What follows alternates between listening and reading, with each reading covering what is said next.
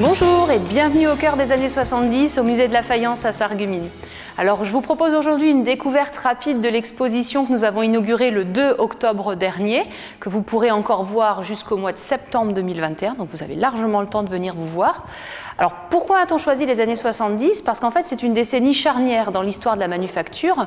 On va être dans une époque où il y a une réorganisation de l'entreprise, un nouveau logo que vous connaissez tous, le fameux S de Sarreguemines qui sera repris sur bon nombre de productions, et surtout le dynamisme de Alain Casal, qui est le directeur à Sarreguemines et qui va réellement choisir de spécialiser les différentes usines pour essayer d'augmenter considérablement le rayonnement de la manufacture et la quantité d'objets produits.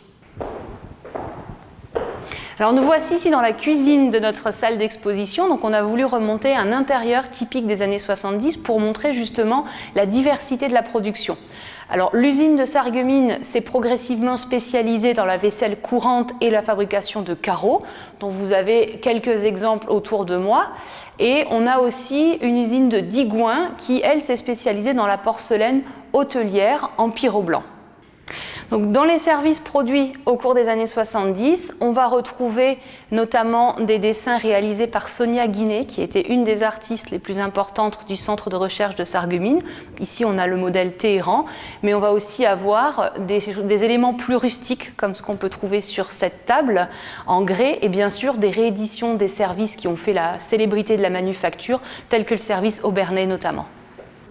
Donc, les créateurs du centre de recherche de Sarreguemines vont mettre au point des décors pour des assiettes, mais aussi de nombreux décors de carreaux. On va en recenser plus de 400 au catalogue des ventes dans les années 70.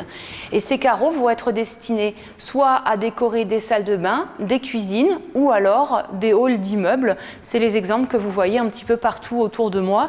Et surtout, on va coordonner les équipements sanitaires, des équipements de cuisine au carrelage qu'on va mettre juste derrière. Dernière petite particularité, on a aux côtés d'une production assez rustique des éléments qui sont très modernes, qui passeraient encore parfaitement dans nos intérieurs, tels que la ligne Oslo que l'on voit ici, donc avec des pièces qui sont parfaitement contemporaines et qui s'intégreraient sans aucun problème dans nos intérieurs actuels.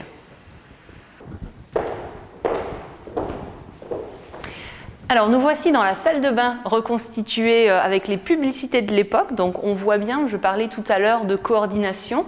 On a la manufacture qui va faire des partenariats avec d'autres sociétés pour que justement on puisse avoir des équipements dont la couleur, dont les formes seront coordonnées aux sanitaires produits par la faïencerie de Sarreguemines dans la succursale de Vitry-le-François qui s'est spécialisée dans cette production sanitaire.